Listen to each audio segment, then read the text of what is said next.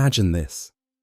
Deep in the ruins of a forgotten battlefield, buried beneath centuries of dust and debris, something ancient sleeps. Not dead, not truly alive, but suspended in a darkness so complete that time itself seems to have stopped. Inside a tomb of adamantium and ceramite, a consciousness waits, dreaming dreams that mortals cannot comprehend. This is a Space Marine Dreadnought, one of the Imperium's most revered war machines, and it has been silent for 1,500 years. Now imagine that silence being shattered by the worst possible thing that could happen to such a sacred artifact. Not reclamation by the Adeptus Mechanicus, not rediscovery by fellow Space Marines who would honor the ancient warrior within. No, instead, picture a mob of green-skinned Xenos, crude and brutal, stumbling upon this technological marvel. Picture Orks, their beady eyes gleaming with curiosity and greed, as they surround what might be the most valuable piece of salvage they've ever encountered. This is the nightmare scenario we're going to explore today. What happens when these two diametrically opposed forces collide? When the sacred meets the profane? When one of humanity's greatest heroes, entombed in a walking sarcophagus for over a millennium, awakens to find himself surrounded by the very Xenos filth he once fought to destroy. This is a story of technology and savagery, of honor and chaos, of an ancient warrior's worst nightmare made manifest. To truly understand the horror and the fascination of this scenario, we need to delve deep into what both of these things actually are. A dreadnought is not simply a machine. It's not a tank with legs or a robot with guns. It's something far more tragic, far more profound. And the Orks are not just simple-minded brutes smashing things at random. Their relationship with technology, their culture, their very way of thinking creates a unique and terrifying situation when they encounter something like this. The galaxy of Warhammer 40,000 is vast beyond comprehension, filled with countless battlefields where the forces of the Imperium clash with Xenos threats. In such an immense theater of war, things get lost. Entire armies can be forgotten, whole worlds can fall into obscurity, and sometimes, in the chaos of retreat or the finality of defeat, sacred relics of the Adeptus Astartes are left behind. When that relic contains a living, thinking being, the implications become deeply disturbing. Over the next hour or more, we're going to walk through every aspect of this scenario. We'll understand exactly what a dreadnought is and what it means to sleep for 15 centuries. We'll explore Ork culture and their relationship with looted technology. We'll examine the moment of discovery, the attempts at understanding and exploitation, and the potential for catastrophic awakening. And finally, we'll look at what happens when these two forces collide in combat and what the aftermath might look like. This is not just a simple what-if scenario.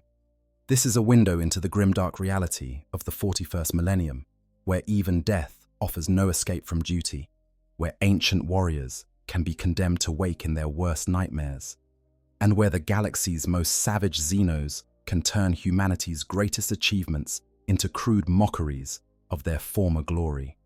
So let's begin our journey into this dark possibility, starting with the tragic majesty of the Dreadnought itself. The sacred tomb, understanding the Dreadnought. Before we can truly grasp the horror of an Ork warband discovering a dormant Dreadnought, we must first understand what these war machines actually are. In the minds of most Imperial citizens, a Dreadnought is simply another weapon of war, a walking tank that brings devastating firepower to the battlefield.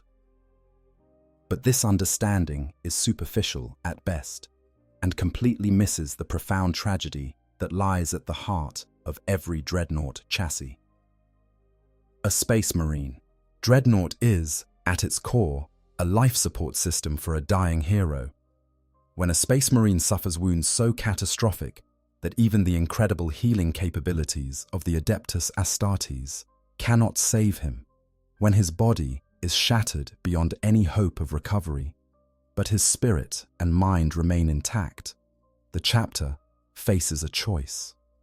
They can grant their brother the mercy of death, allowing him to join the Emperor's side in whatever afterlife awaits the faithful, or they can offer him something else entirely: eternal service, eternal war, and an existence that blurs the line between salvation and damnation. The process of interring a space marine into a dreadnought is not simply a medical procedure. It is a ritual, a sacred ceremony that transforms a warrior into something that transcends normal life and death. The marine's broken body is placed within a heavily armored sarcophagus, submerged in amniotic fluids that sustain what little organic matter remains. What's left of the warrior might be just a torso, vital organs, and crucially, the brain. Everything else, the limbs that once wielded chainsword and bolter, the legs that carried him across 1,000 battlefields, the face that showed determination and fury in equal measure, all of this is gone, replaced by the cold steel of the machine. The integration goes deeper than simple mechanical connection. The pilot's nervous system is directly wired into the Dreadnought chassis through a mind impulse unit, a technology so advanced and so poorly understood that it borders on the mystical. Every sensor becomes an extension of the pilot's perception. The targeting systems feed directly into his brain, allowing him to track multiple targets simultaneously with a precision no mortal could match. The weapon systems become an extension of his will, responding to thought as smoothly as flesh once responded to nerve impulses. But this transformation comes at a terrible cost. The pilot can never leave the Dreadnought. There is no stepping out for repairs, no removing the armor at the end of the day. The metal shell becomes a permanent home, a walking tomb from which there is no escape, except death. And even death, when it finally comes, might be denied to them, as some dreadnoughts are ancient enough that their pilots' deaths have been undone multiple times through the intervention of skilled tech marines and the machine spirits that inhabit their chassis. The sensory experience of being entombed in a dreadnought is profoundly alien to anything a normal human could comprehend. Sight comes not through eyes, but through optical sensors and targeting arrays. Sound arrives as data streams and acoustic readings. Touch is translated into pressure sensors on armor plating, dozens of centimeters thick. The pilot floats in amniotic fluid, cut off from the world by layers of ceramite and adamantium, experiencing reality only through the filtered interpretation of ancient machinery. It is an existence that would drive most humans immediately insane, but space marines are not most humans. Their mental conditioning and psychological resilience allow them to adapt to this new reality, though the cost to their sanity is never zero. This is where the concept of dreadnought sleep becomes crucial to understanding their existence. A dreadnought cannot remain active indefinitely. The neural strain of interfacing with the machine, the psychological burden of existing in such an alien state, the slow degradation of the amniotic fluids and life support systems, all of these factors mean that prolonged activation becomes increasingly dangerous. The solution implemented by the tech marines is to place the dreadnought into a state of suspended animation when it is not needed for battle. This is not sleep as humans understand it. There are no dreams in the conventional sense, no processing of memories or experiences. It is closer to death than sleep, a void so complete that when consciousness returns, the pilot often experiences a profound sense of temporal dislocation. Minutes can feel like centuries, or centuries can pass in what feels like moments. The relationship with time becomes fundamentally distorted when you spend most of your existence in this state of non-being. For a dreadnought pilot, the passage of time becomes measured not in days or years, but in awakenings. Each time they are roused from stasis, it is because their chapter needs them. A battle that requires the wisdom of ages, an enemy that demands the firepower only a dreadnought can provide, a situation desperate enough to warrant disturbing the ancient ones. And each awakening brings with it a fresh awareness of what they have become, what they have lost, and what they can never regain. The most ancient dreadnoughts, those that have survived for thousands of years, are revered as living relics. They are walking archives of their chapter's history, having fought in battles that have passed into legend, having known heroes whose names are carved on monuments, having witnessed events that younger Marines only know from the teachings of chaplains. Bjorn, the fell-handed of the Space Wolves, for instance, fought during both the Great Crusade and the Horus Heresy. He has been a dreadnought for over 10,000 years, awakened only once per century or in times of dire need. His consciousness has spanned an age of the Imperium, yet his subjective experience of time is fragmented, broken into brief periods of wakefulness, separated by vast gulfs of nothing. But what happens when one of these ancient warriors is not awakened according to plan? What happens when the systems that should rouse them from sleep fail? Or when the chapter that should maintain them is destroyed? Or when the battlefield they fell upon is abandoned and forgotten? This is where our scenario begins to take shape. A dreadnought, perhaps damaged in battle, perhaps left behind during a desperate retreat, perhaps lost when its strike cruiser crashed, on a hostile world, goes to sleep expecting to be awakened by tech Marines for the next battle. But that awakening never comes. 1,500 years. To put that in perspective, that's longer than the entire existence of most human civilizations. That's enough time for empires to rise and fall, for languages to evolve into something unrecognizable, for entire worlds to be colonized, industrialized, and reduced to ruins. For a being experiencing it consciously, it would be an eternity of madness. But for a dreadnought in stasis, it is nothing and everything simultaneously.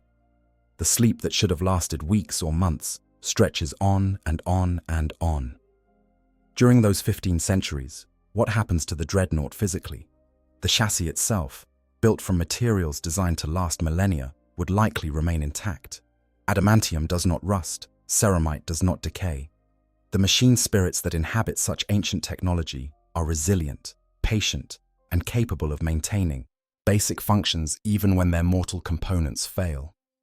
Power cells designed to last for centuries of active combat can sustain minimal life support for far longer when the dreadnought is dormant. But nothing is eternal, not even the Emperor's finest war machines. Systems begin to degrade. Seals that keep out moisture and contaminants slowly fail. Dust and debris work their way into joints and mechanisms. The amniotic fluids that preserve the pilot's organic remains begin to break down, losing their effectiveness. The neural connections that link mind to machine can develop errors, creating ghost signals and phantom sensations. And through it all, the consciousness within remains in its state of suspended animation, unaware that decades are becoming centuries, that the world outside is changing beyond recognition. The location where the dreadnought rests also matters immensely. If it fell on a battlefield that remained contested, it might be buried under the debris of ongoing warfare, layer upon layer of destruction piling up around it. If it crashed on a world that was later abandoned by the Imperium, it might be swallowed by jungle growth or buried beneath shifting sands. If it ended up in the ruins of a hive city, it might become just another piece of ancient technology amid the archaeological layers of human civilization. Each scenario presents different possibilities for how the dreadnought might eventually be discovered. Consider the implications of being that pilot. You go to sleep, as you have countless times before, expecting to wake in the familiar surroundings of your chapter's fortress monastery, with the voices of tech marines and chaplains greeting your return to consciousness. Instead, when you finally wake, if you wake at all, you emerge into a world that has moved on without you. Your chapter might be gone, destroyed in some battle you never fought. Your brothers, even those who were young when you last saw them, are dust and memory. The Imperium you served might have changed in ways you cannot comprehend. And worst of all, you have no way of knowing how long you've been asleep. Has it been a year, a century, a millennium? This is the psychological horror at the heart of dreadnought existence, magnified 1,000-fold by extended dormancy. Space Marines are conditioned to accept death as a natural part of service to the Emperor. They are trained to face any enemy without fear, to endure any hardship without complaint. But this is a fate that no amount of conditioning can truly prepare you for. To be conscious, aware, and trapped in a metal prison while centuries pass unknowingly outside is a torture that transcends physical pain. The ancient dreadnoughts, those that have survived for thousands of years through countless sleep-wake cycles, develop coping mechanisms. Some become increasingly detached from human concerns, focusing only on the tactical and strategic aspects of warfare. Some develop what might be called personalities of their own, distinct from the Marine they once were, as the machine and the man blur together over centuries of integration. Some go slowly mad, requiring the attention of chaplains and tech Marines to maintain their sanity between awakenings. And some, the lucky ones perhaps, simply cease to wake up one day, their organic components finally giving out after millennia of service. But our Dreadnought has had no such gradual transition. It has simply slept and slept and slept, while the galaxy turned without it. The machine spirits within the chassis have maintained minimal functions, kept the pilot alive through sheer mechanical determination, waited patiently for the signal to wake that has never come. The pilot's consciousness has remained in stasis, neither growing nor changing, frozen in the moment of its last thoughts before sleep claimed it 1,500 years ago. Now imagine this ancient, sleeping warrior, this tragic amalgamation of man and machine, this sacred relic of the Adeptus Astartes, about to be discovered by the one force in the galaxy least equipped to appreciate what they've found. Imagine Orks, crude and savage, stumbling upon what they will see not as a revered hero, not as a tragic figure worthy of respect, but as a really interesting piece of scrap. This is where our story truly begins, where the sacred meets the profane in the most disturbing way possible. The Green Tide. Understanding Orks and their technology. To understand what happens when Orks discover a dormant dreadnought, we must first understand what Orks actually are, and more importantly, how they think. To the average Imperial citizen, Orks are simply savage Xenos, green-skinned brutes who live only for war and destruction. This assessment, while not entirely wrong, misses the profound strangeness of Ork biology, psychology, and technology that makes them one of the most unique and dangerous species in the galaxy. Orks are not natural creatures in any conventional sense. They are the degenerate descendants of the Krork, warrior organisms engineered by the Old Ones during the War in Heaven millions of years ago. This ancient genetic engineering has left the Orks with capabilities that border on the impossible. They are, fundamentally, a fusion of fungus and animal, a biological impossibility that somehow not only works, but thrives across the galaxy. This hybrid nature gives them incredible resilience, the ability to survive wounds that would kill any normal organism, and most remarkably, the capacity to reproduce through spores released from their bodies. When an Ork dies, its body releases millions of microscopic spores that will, given time and the right conditions, grow into new Orks. This means that any world the Orks touch becomes permanently infected with their presence. You cannot simply kill all the Orks and consider a world cleansed. You must find and destroy every spore, every fragment of Orkoid fungus, or in a few years, you'll have a whole new generation of greenskins causing problems. This biological tenacity makes Orks one of the most persistent threats in the galaxy. But the truly fascinating and terrifying aspect of Ork biology is not their physical resilience, it's their psychic nature. Orks possess a unique form of Gestalt psychic power called the WH40 field. Individually, an Ork has almost no psychic ability, but when Orks gather in large numbers, their collective psychic presence begins to warp reality in subtle but profound ways. This is not intentional or controlled in the way a human psyche manipulates the warp. Instead, It is an unconscious, instinctive effect that manifests based on what orcs believe to be true. The most famous example of this is the orc belief that red things go faster. To any logical mind, this is absurd. The color of a vehicle has no bearing on its actual speed. But to orcs, red vehicles are faster, and because enough orcs believe this, the WH field makes it reality. A red orc buggy will actually move faster than an identical vehicle painted a different color, not because of any mechanical difference, but because the collective psychic power of the orcs willing it to be so makes it happen.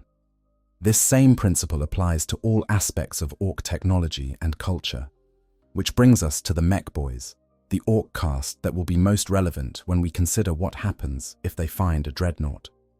Mech boys are orcs born with an innate genetic understanding of mechanical principles. This knowledge is not learned.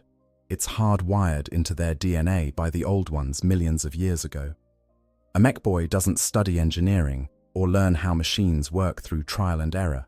He simply knows, on an instinctual level, how to make things that shoot, move, or explode. The technology that mech boys create should not work. By all the laws of physics and engineering, most orc weapons and vehicles should either not function at all or explode immediately upon on activation. A shooter, the basic orc firearm, is typically a collection of scrap metal, bits of pipe, and random components slapped together with minimal regard for things like proper barrel rifling, ammunition compatibility, or even consistent caliber. Yet when an orc pulls the trigger, it fires.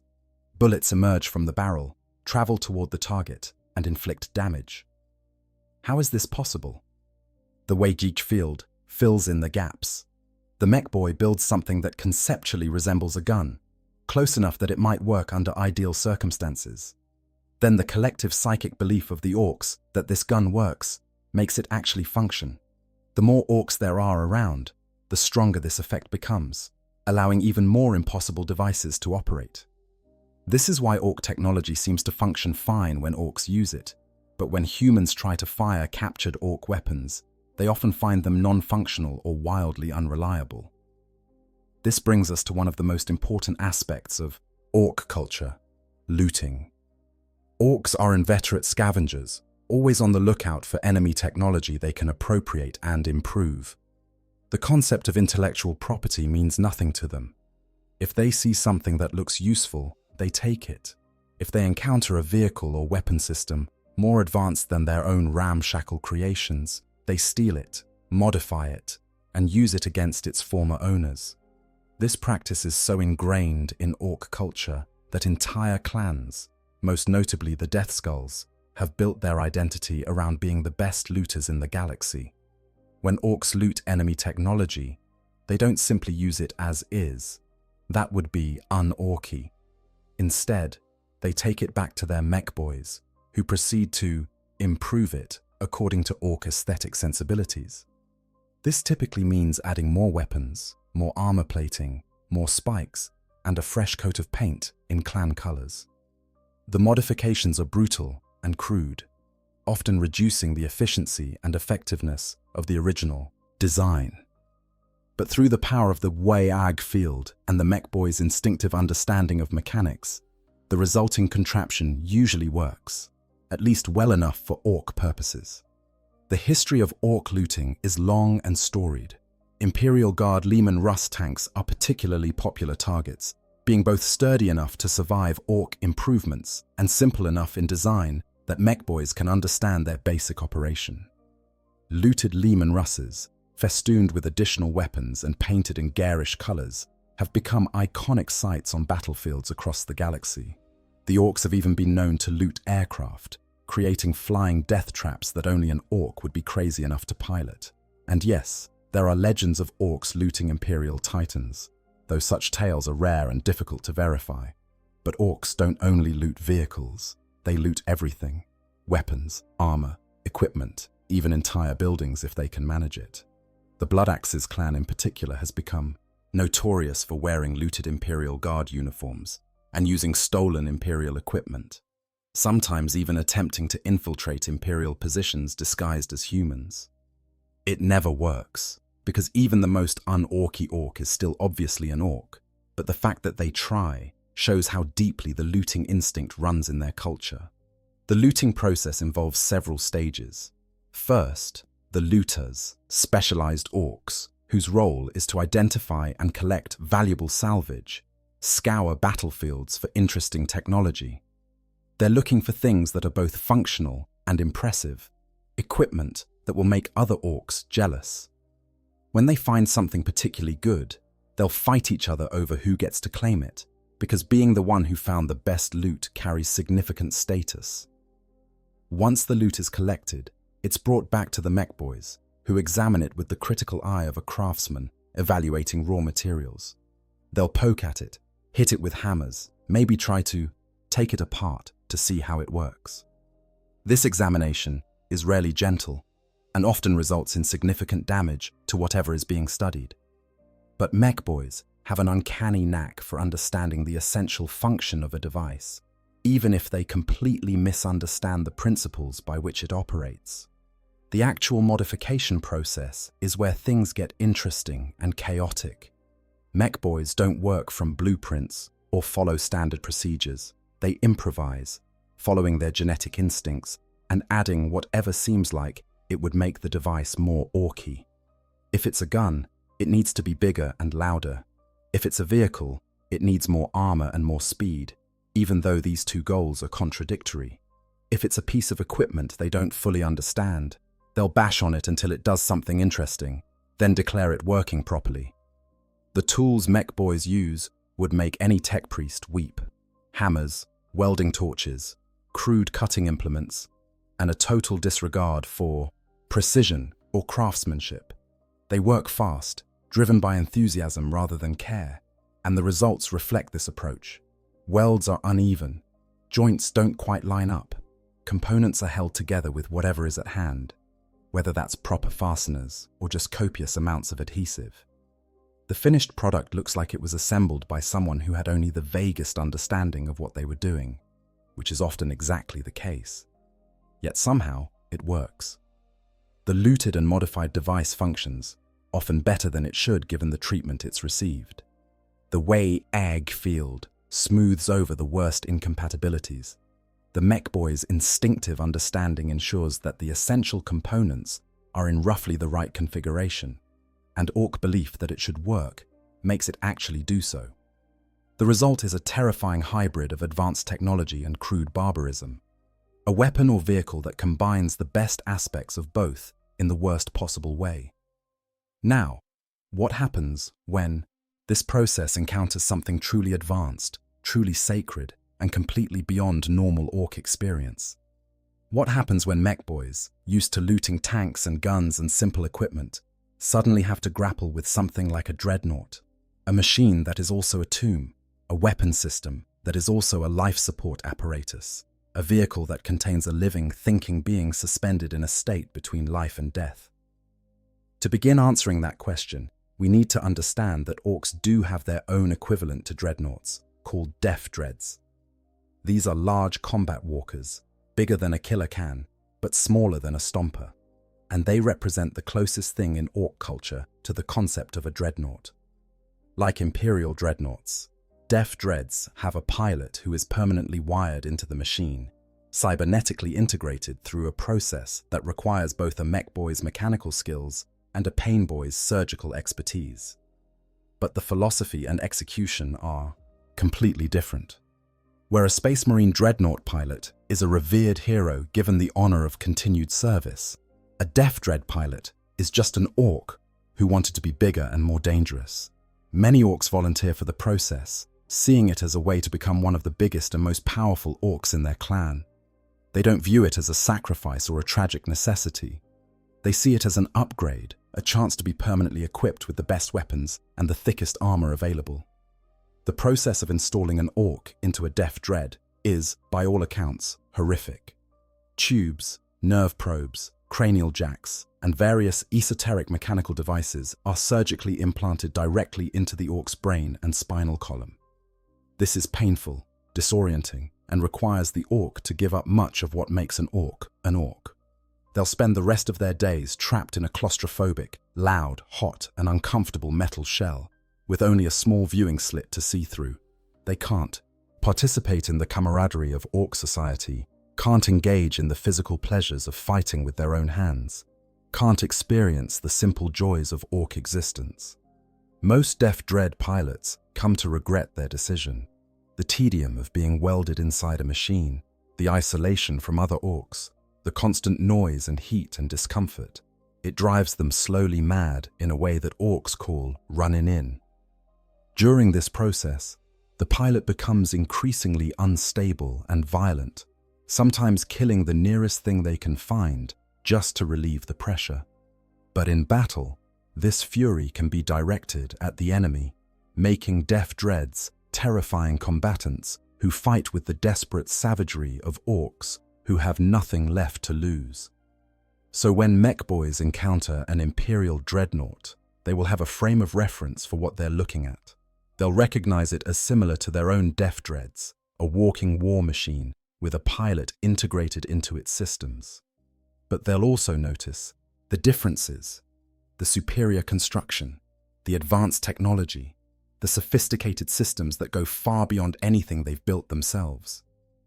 And being Orks, their first instinct won't be to study it carefully or preserve it for analysis. It will be to figure out how to loot it, how to make it Orky, and how to use it to kill more things. This sets up the perfect storm of circumstances. You have a sacred relic of the Adeptus Astartes, a machine containing a hero whose service to the Emperor spans centuries. You have that machine in a dormant state, unable to defend itself or call for help. And you have Orks, perhaps the least appropriate beings in the galaxy to be entrusted with such technology, examining it with tools and methods that would make a tech priest faint with horror. The stage is set for one of the most disturbing scenarios imaginable in the 41st millennium. The moment of discovery. Picture. The scene, a dead world, or perhaps one that was merely forgotten, left behind by the Imperium's endless wars and the galaxy's ceaseless churn of conflict and catastrophe. The landscape is a wasteland of rusted metal and crumbling stone, the bones of a battle fought so long ago that no living being remembers its name. Perhaps it was a valiant last stand. Perhaps it was a shameful defeat. Perhaps it was simply one more engagement in a war that consumed entire sectors before finally sputtering out from sheer exhaustion. Whatever the reason, this place has been abandoned for 15 centuries, left to the mercy of time and the elements. In this desolate expanse lies our Dreadnought, half buried beneath debris and sediment, its ceramite hull pitted and scarred by centuries of exposure.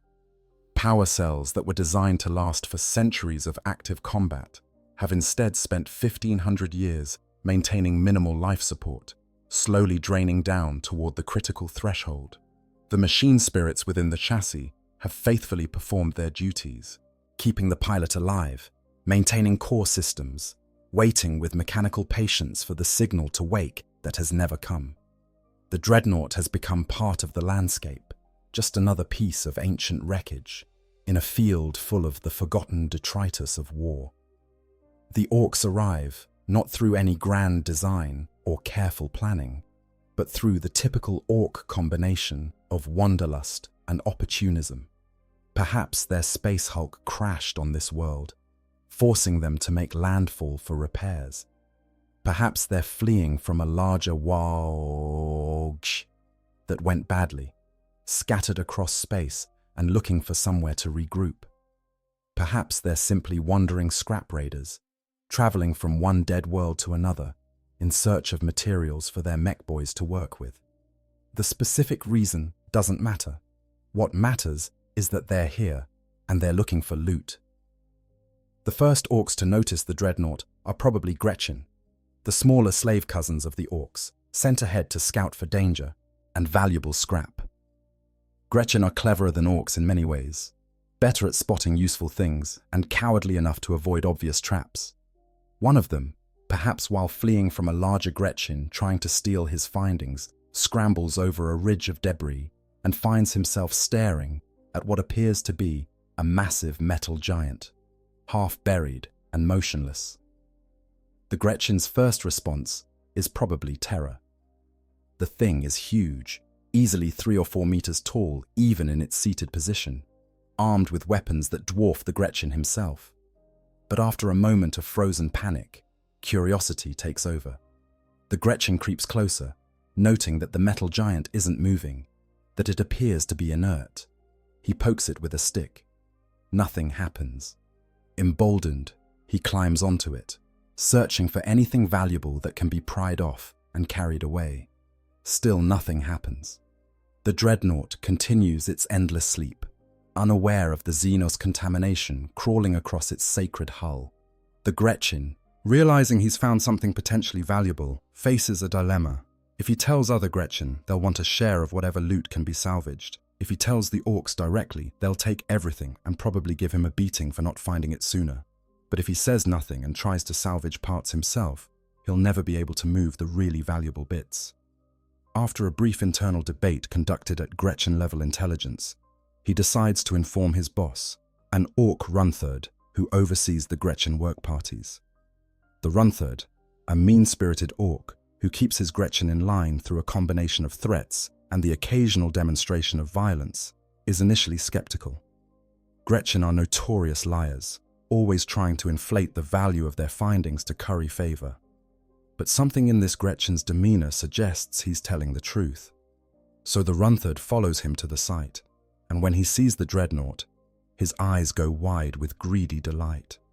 Now, it's important to understand what the Runthird is actually seeing. He doesn't recognize this as a Dreadnought specifically. He probably doesn't even know what a Dreadnought is, unless his mob has fought Space Marines before. What he sees is a big Hume Walker thing, covered in thick armor plating, bristling with weapons, and apparently abandoned. It's exactly the sort of thing that would make any mech boy drool with envy, and bringing it back to the mech boy camp would definitely earn the Runthird some status, and probably some teeth, the Ork currency. The Runthird immediately begins barking orders at the Gretchen, sending them scurrying to fetch tools and other Orks. Word spreads through the Ork camp with the speed that gossip always travels in any society, even one as violent and chaotic as the Orks. A big Hume Walker has been found. It's in good condition, or at least salvageable condition, and it's just sitting there, waiting to be claimed. Within hours, a mob of Orks has gathered at the site, all talking at once, arguing about who found it first, and generally making the sort of scene that Orks make whenever something interesting happens. The mech boys arrive with their tools and their apprentices, called Spanner Boys, trailing behind them. These are the Orks who will actually understand, at least partially, what they're looking at. They push through the crowd of regular boys and knobs, clearing a space around the Dreadnought so they can examine it properly. Their approach is professional by Ork standards, which means they start hitting things with hammers to see what sounds hollow. One of the big mechs, a particularly successful mech boy who has achieved status through his creations, begins walking around the Dreadnought, studying it from different angles. He's seen Def Dreads before, of course, has probably built a few himself, and this Hume Walker shares some similarities with those Ork creations. It's got the same basic configuration, a central chassis housing the pilot, weapons mounted on arms or shoulder points, thick armor covering vital components. But the sophistication of the construction is immediately apparent, even to Ork eyes. The armor plating is seamless in places, something no mech boy has ever managed to achieve. The joints move with a precision that suggests advanced servo motors and perfectly calibrated gyroscopes. The weapons, even inactive and unpowered, have a quality of construction that speaks to manufacturing capabilities far beyond what the Orks possess. This isn't crude and functional like Ork tech. This is elegant, efficient, and clearly the product of a civilization with resources and knowledge the Orks can only dream of. The big mech runs his hands over the ceramite hull, feeling the texture, noting the wear patterns that speak to centuries of exposure. He finds marking and serial numbers, Imperial Gothic lettering that he can't read but recognizes as Hume scribbling. He locates the main sarcophagus housing, the armored shell that contains the pilot, and realizes with growing excitement that there might actually be something alive inside this thing, or at least something that was alive. The possibilities make his mechanical mind race with ideas. Around him, the other orcs are getting impatient. They want to know if this is valuable, if it's worth the effort to salvage, if they can use it, or just break it down for parts. The big mech waves them to silence, a gesture that carries weight, because mech boys are too valuable to the WH to be casually beaten up for being bossy. He needs time to think, time to examine, time to figure out the best way to exploit this find. He decides to try activating it. This is a decision that will have profound consequences, though the big mech doesn't know that yet. He's thinking like a mech, looking for the power source, the activation switches, the control mechanisms. He finds access panels and begins prying them open with tools that are far too crude for such delicate work.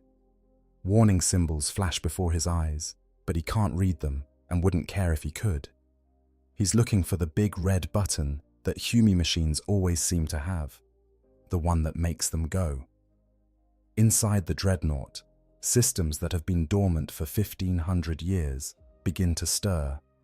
The machine spirits, patient and dutiful, detect the intrusion into their systems. Protocols activate, security measures engage, and deep within the sarcophagus, the life support systems receive a signal they haven't received in centuries. Prepare for activation. Amniotic fluids begin to circulate. Neural interfaces start their boot-up sequences.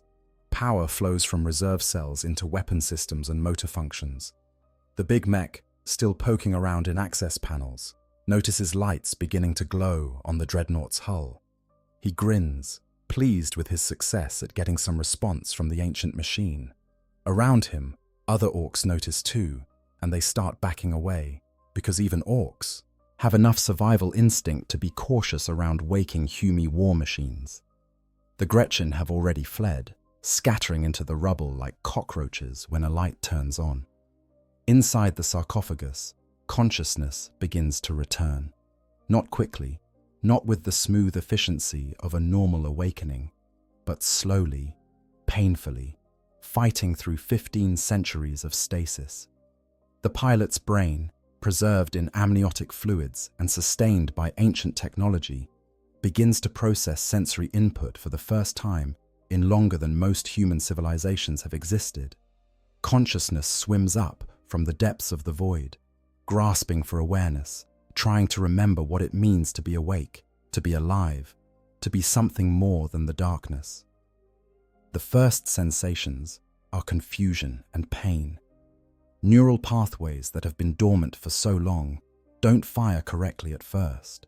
The connection between mind and machine, usually smooth after centuries of practice, is corrupted by time and degradation. Warning. Indicators flood the pilot's awareness. Alerts about system malfunctions, degraded components, power levels critical across multiple systems. The machine is trying to wake, but it's struggling, fighting against the weight of centuries. And then, the first clear sensation breaks through the confusion. Sound.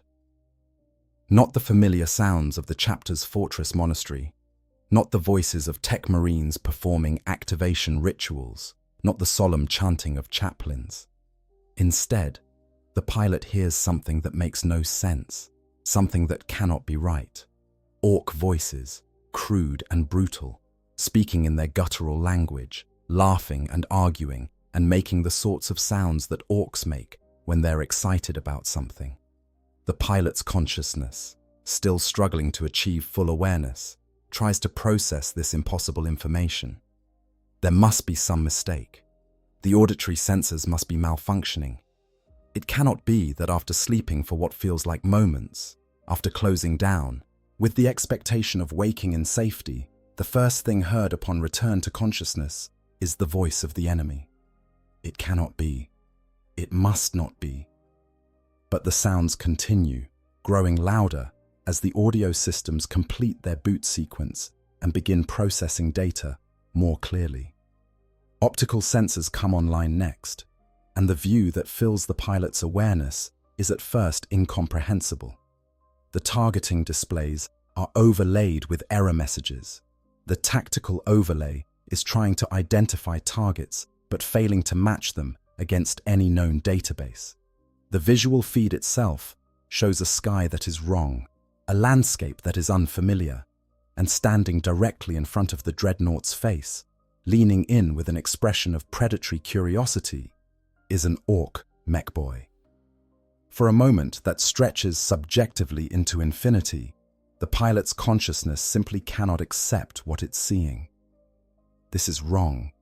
This is impossible. This is a nightmare, except the pilot has learned over centuries that the nightmares that haunt dreadnoughts during their sleep cycles are nothing like this. Those are phantoms and memories, distortions of past battles and lost comrades. This is real. This is happening, and the full horrifying implications begin to crash down upon a consciousness that has already endured more than any being should have to bear. The Ork mech boy, staring into the Dreadnought's optical sensors, sees them suddenly focus, sees the lights behind them intensify, sees the weapons beginning to move, targeting systems activating, the entire machine beginning to shift from dormant relic to active war machine. And being an Ork, his response is not fear or retreat. Instead, he grins, showing all his yellowed tusks, and says something in Orkish that roughly translates to, "Oi, lads, Dahumi's awake." The Dreadnought is awake, after 1,500 years, surrounded by Orks, in a location it doesn't recognize, with systems barely functional, and with the slow, terrible realization that everything it expected, everything it assumed would happen, everything it had faith in, has failed. The chapter did not come. The Tech Marines did not perform the awakening rituals. There was no preparation, no briefing, no gentle return to consciousness in familiar surroundings. There is only this: Xenos faces, crude laughter, and the understanding that something has gone catastrophically wrong. This is the moment when our scenario shifts from theoretical possibility to nightmare reality. The ancient warrior in his tomb of ceramite is awake, aware, and facing a situation that no amount of training or experience could have prepared him for. And the Orks, having successfully activated what they thought was just an interesting piece of loot, are about to learn that some Hume technology bites back in ways they couldn't possibly have anticipated. Ork investigation, mech boys at work. In those first moments before full activation, while the Dreadnought systems are still completing their boot sequence and the pilot's consciousness is struggling toward full awareness, the Orks have a brief window of opportunity. What they do with this window will determine whether this scenario ends with a violent awakening, or whether they manage to subdue or disable the machine before it can mount an effective defense. Being Orks, the odds heavily favor the violent option. But let's explore what might happen during this crucial interval. The big mech, having successfully triggered some response from the Dreadnought, is now in his element. This is what mech boys live for. The challenge of understanding new technology, the thrill of making something work, the satisfaction of taking Hume tech and making it Orky. He doesn't recognize the danger he's in, doesn't understand that he's essentially performing unauthorized brain surgery on a sleeping demigod of war. All he knows is that he's got lights, he's got movement, and if he pokes the right things in the right order, he might be able to make this whole walker do something really impressive. Around him, the other Orks are watching with a mixture of excitement and caution. They've seen enough Hume technology to know that it can be unpredictable, dangerous, prone to exploding or doing other unpleasant things when messed with. But they've also got enough faith in their mech boy's skills to believe he probably knows what he's doing. Probably. Maybe. The Orks further back in the crowd are placing bets on whether the big mech will get the walker working, or whether it will explode and take him with it. Both outcomes are considered equally entertaining. The big mech's approach to understanding the Dreadnought is fundamentally different from how a tech priest would approach the same problem. Where a Mechanicus adept would perform sacred rituals, consult ancient diagrams, carefully trace power conduits and data pathways. The mech boy simply hits things until they do something interesting. This method is crude, but thanks to the mech boy's genetic programming and the support of the WH field, surprisingly effective in many situations. He's identified what he thinks is the main power source, a massive power cell deep in the Dreadnought's chassis that's still showing some charge after 15 centuries. He's found what looks like weapon controls, covered in Hume symbols he can't read, but which have the universal look of trigger mechanisms. He's located the sarcophagus housing and understands instinctively that this is where the important bits are, where the pilot would be installed, similar to how Orks are installed in Def Dreads. What the big mech doesn't fully understand is the sophistication of the systems he's interfering with. Imperial Dreadnought technology incorporates safety mechanisms, neural interface protocols, machine spirit appeasement rituals, and countless other safeguards designed to protect both the pilot and anyone performing maintenance on the chassis.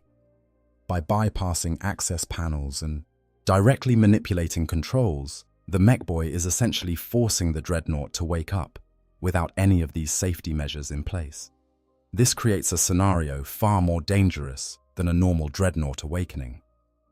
The pilot, already struggling with the disorientation of 1,500 years of sleep, is being brought to consciousness through a process that amounts to technological assault. Warning klaxons blare in the pilot's awareness as system after system reports critical failures or bypassed security measures. The neural interface, designed to be gently activated through specific sequences, is instead being forcefully engaged, causing pain that translates through the mind-machine link as a sensation like being stabbed in the brain with electrical currents. Meanwhile, other mech boys and their spanner boys' assistants have begun examining the Dreadnought's exterior in more detail. They're looking at the weapon systems with particularly keen interest. An assault cannon, still loaded with shells after all these centuries, draws special attention. One spanner boy tries to figure out how to remove it, thinking it would make an excellent addition to his boss's buggy. Another mech boy is examining the power fist, the massive close combat weapon that serves as one of the Dreadnought's arms, trying to understand how the power field generator works. This external examination is being transmitted to the pilot's awareness through the Dreadnought's external sensors. Through multiple camera angles and audio pickups, the pilot can see and hear the Orks crawling over the chassis like parasites on a corpse, poking at sacred systems, touching weapons with their filthy Xenos hands, defiling through mere proximity a war machine that has served the Emperor for centuries. The anger this generates is profound, primal, but the pilot cannot act on it yet because the systems are still initializing, still struggling to achieve full operational status. The comparison to Def Dreads continues to guide the Orks' understanding. When one mech boy locates what he correctly identifies as the pilot's viewing port, he realizes this is indeed similar to their own walkers. This revelation triggers a debate among the assembled mechs about whether the pilot inside is still alive. Some argue that after this long, anything alive inside would be dead. Others point out that Humies have some pretty good tech for keeping things alive, and maybe the walker has been doing just that. The possibility that there's an actual living Humie in there, one who might wake up and be very angry, seems to excite rather than worry them. One particularly bold or stupid Ork tries to force open the sarcophagus housing directly. He's got a crowbar, or the Ork equivalent thereof, and he's attempting to pry at the seals that keep the amniotic chamber secure. This is an act of such profound violation that if the pilot were fully conscious and in control of the Dreadnought systems, it would warrant immediate and terminal response. As it is, the pilot can only watch through still booting sensors as the Ork struggles with seals designed to withstand battlefield damage, not determined Xenos with simple tools and too much enthusiasm. The big mech, realizing that his colleague is about to potentially ruin valuable salvage, shouts at him to stop. This triggers a brief argument, conducted in Orkish at volumes that would damage human hearing, about the proper way to loot Humie walkers. The argument is resolved when the big mech hits the other orc with a wrench, establishing through traditional orc problem-solving methods that his authority in matters of technical looting is absolute.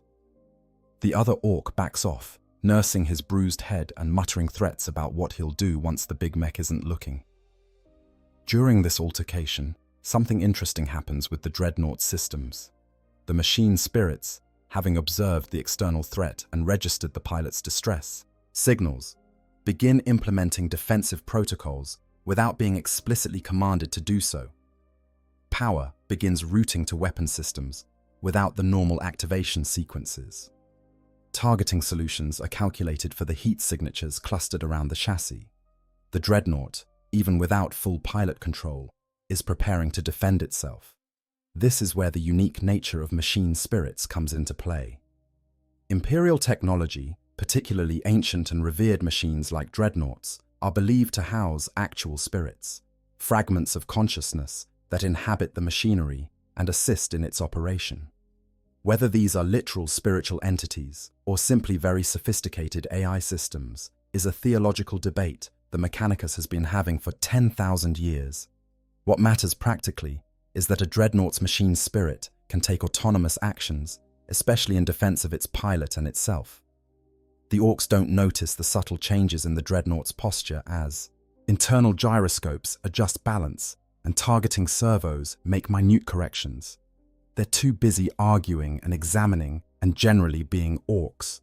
Only one Gretchen, braver or more foolish than his fellows, notices that the big shooty bits on the walker are now pointing at Orks instead of pointing at the sky. He tries to tell his boss, but Gretchen warnings are rarely heeded by Orks who are in the middle of claiming valuable loot. Inside the sarcophagus, the pilot has achieved something approaching full consciousness. The neural interface has stabilized, the life support systems are functioning at acceptable parameters, and the flood of diagnostic information has slowed from overwhelming to merely concerning. The pilot now has a clear picture of the situation, and that picture is worse than any nightmare the sleeping mind conjured during 1,500 years of darkness. The tactical situation is immediately assessed through training and instinct honed over centuries of warfare. Surrounded by hostile Xenos, unknown number, but sensors indicate at least 20 combat-capable Orks in immediate vicinity, with more approaching from what appears to be a nearby camp. Unknown location, unfamiliar terrain, no friendly signatures on any scanner. Systems degraded but functional, ammunition reserves intact, power at 37% and falling. No communications possible with Chapter or any Imperial forces. Completely isolated, completely alone, and surrounded by enemies who are currently treating a revered war machine like a new toy to play with. The psychological impact of this realization is devastating. The pilot has experienced the horror of Dreadnought existence before, has woken from stasis to face overwhelming enemies, has known the despair of damaged systems and failing power. But never like this. Never after so long. Never so alone. Never surrounded by Xenos who are actively defiling the chassis with their very presence. The rage that builds is not hot and passionate. It is cold, ancient, and absolute. It is the fury of a warrior who has served for centuries only to wake and find himself in a situation that makes a mockery of that service. But beneath the rage is something else: calculation. The pilot is Space Marine, even in this transformed state, and Space Marines do not simply charge blindly into battle, regardless of how justified the anger might be. The tactical computer in the pilot's mind, enhanced by centuries of experience and supported by the Dreadnought's own cogitator systems, begins running scenarios. If weapons are activated now, can all targets be eliminated before any escape? What is the probability of Ork reinforcements arriving during combat? How long can the Dreadnought fight with current power levels? What happens when ammunition is exhausted? The answers are not encouraging. The Dreadnought could certainly kill the Orks currently surrounding it, but not before some escape and alert the rest of their mob.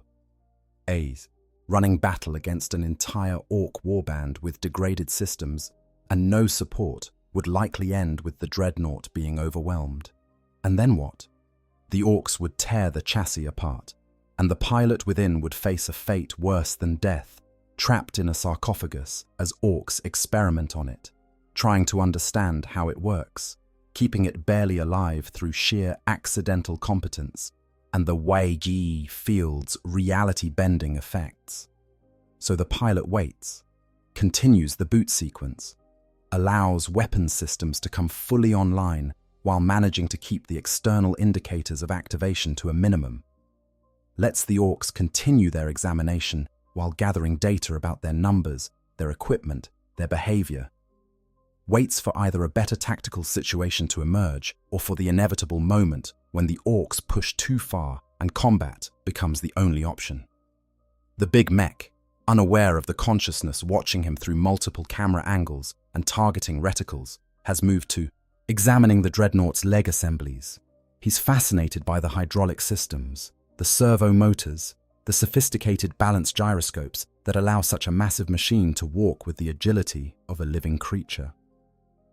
This is technology well beyond what Ork mech boys have achieved, and he's already thinking about how to incorporate these principles into his own creations.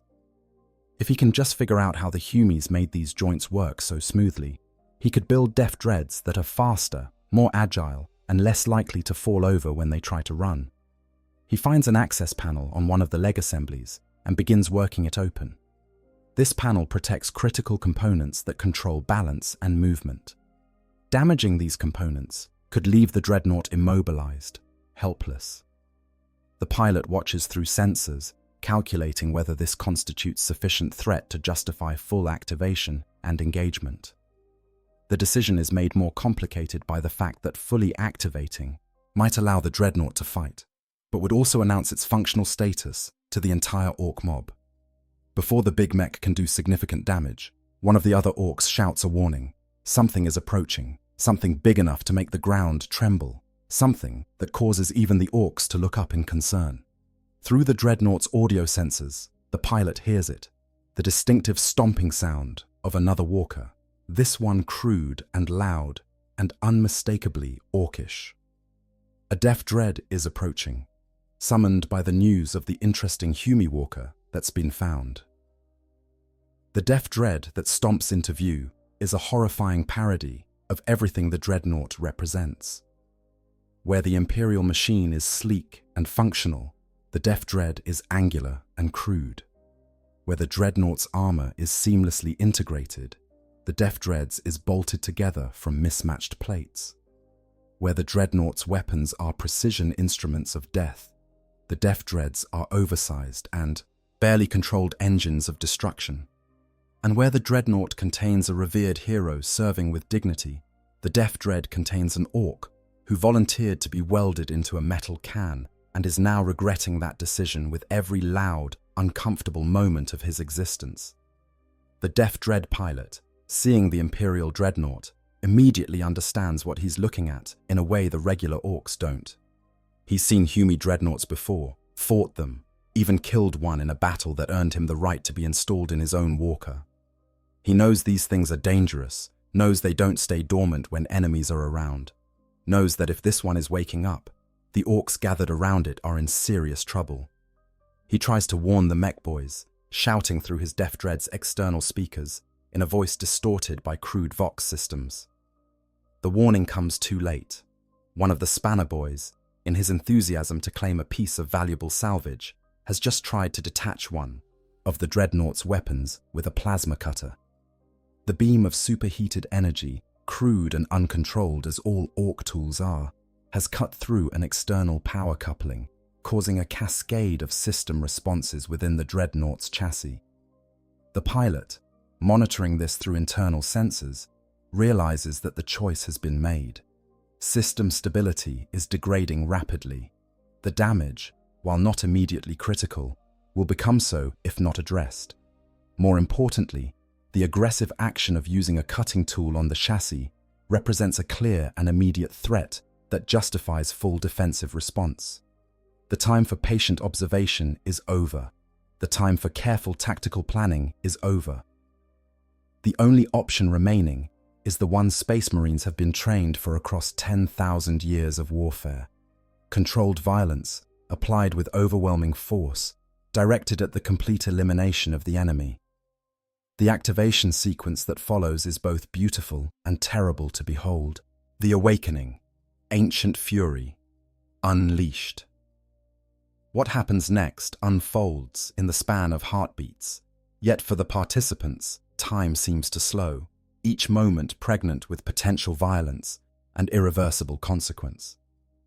The Imperial Dreadnought, sacred war machine of the Adeptus Astartes, transitions from dormant relic to active combatant with a speed and precision that belies its 1,500-year sleep. The first indication the Orks have that something has changed is not visual or auditory. It is something felt on a level that even Orks, crude as they are, can perceive. A fundamental shift in the air, a change in the electromagnetic field that surrounds all active Imperial technology. A sense that the inert metal giant they've been prodding and examining is suddenly, terrifyingly alive. The Dreadnought's optical sensors, which had been glowing with a dim standby illumination, suddenly flare to full brightness. The targeting arrays, sophisticated machine spirit-guided systems designed to track and eliminate multiple threats simultaneously, light up in sequence as power flows through circuits that haven't carried significant current in 15 centuries. The servos that control the Dreadnought's movement engage with a mechanical scream that has been the death knell of countless enemies across countless battlefields. The pilot's consciousness, now fully integrated with the machine, perceives the battlefield with a clarity that transcends normal human senses. Through multiple visual feeds, audio inputs, motion trackers, heat sensors, and electromagnetic scanners, every Ork in the immediate area is identified, tagged, prioritized by threat level, and assigned to targeting solutions that update in real time as the situation develops. This is what Dreadnoughts were designed for: the processing of vast amounts of battlefield data, the instant calculation of optimal responses, the transformation of tactical information into lethal action.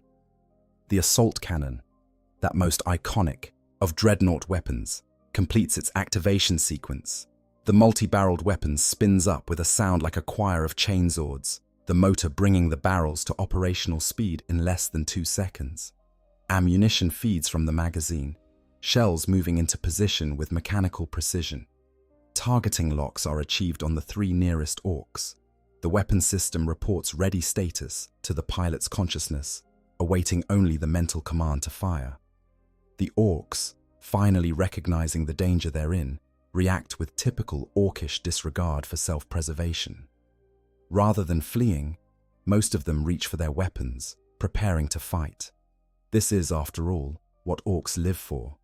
The fact that they're facing a fully functional Imperial Dreadnought, a war machine that has survived centuries of conflict and contains a pilot whose combat experience spans longer than most Ork lifetimes, doesn't deter them. If anything, it excites them. This is going to be a proper scrap. The Shuts, Big Mech, still standing near the Dreadnought's leg assembly, is the first to recognize the true scope of the problem. He's worked on enough Def Dreads to understand the sequence of events that indicates full activation. He knows what it means when targeting systems come online, when weapons achieve ready status, when a walker's posture shifts from passive to aggressive. He tries to shout a warning, tries to tell the other Orks to scatter, but his voice is lost in the noise of the assault cannons spinning up and the general chaos of Orks yelling at each other. The pilot, watching through the Dreadnought's sensors, makes the final calculations. Distance to targets, optimal for maximum effect from assault cannon fire. Cover and concealment, minimal. Orks are clustered in open ground. Escape routes, several available to fleeing Orks, but rate of fire should allow elimination of targets before retreat can be effected. Collateral concerns, none. All targets are confirmed hostile Xenos. Engagement authorization, granted by pilot's own authority as ranking Space Marine in the area of operations. The command is issued not through speech, but through thought, a mental impulse that travels through the neural interface faster than any physical trigger pull could achieve. The assault cannon opens fire. To describe the sound of an assault cannon firing is to attempt describing thunder, avalanche, and industrial machinery compressing into a single sustained roar. It is not so much heard as felt, a physical vibration that hammers at the inner ear and resonates in the chest cavity. The weapon fires so quickly that individual shots cannot be distinguished, creating instead a continuous stream of high-explosive, mass-reactive shells that tear through air, armor, and flesh with equal indifference. The 3 orcs who had been priority targets simply ceased to exist in any recognizable form. The shells, each one roughly equivalent to a bolt pistol round, impact at a rate of hundreds per minute, their mass-reactive warheads detonating microseconds after penetration. The orcs don't have time to scream, don't have time to register what's happening.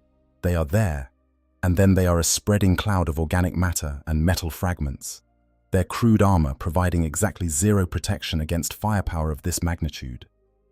The pilot's consciousness processes the kills with a grim satisfaction that is entirely separate from any pleasure or joy. This is simply what dreadnoughts do, what Space Marines have always done: identify the enemy, bring overwhelming force to bear, achieve complete elimination. The next targets are already being engaged as the assault cannon tracks across the battlefield, its targeting solution updating continuously based on movement and threat assessment. The other orcs, witnessing the instantaneous demise of their companions, display the characteristic orc response to superior firepower. They charge. It's not bravery in the conventional sense, not a calculated decision to close to effective range despite casualties. It's simply the orc way, the genetic imperative to fight that overrides any sense of self-preservation. They bellow their war cry, the famous wag that has preceded orc charges on 10,000 worlds, and they rush forward with weapons raised, ready to test themselves against the Humi Walker. The Dreadnought's close combat weapon, the Power Fist mounted on its left arm, activates in response to this new threat.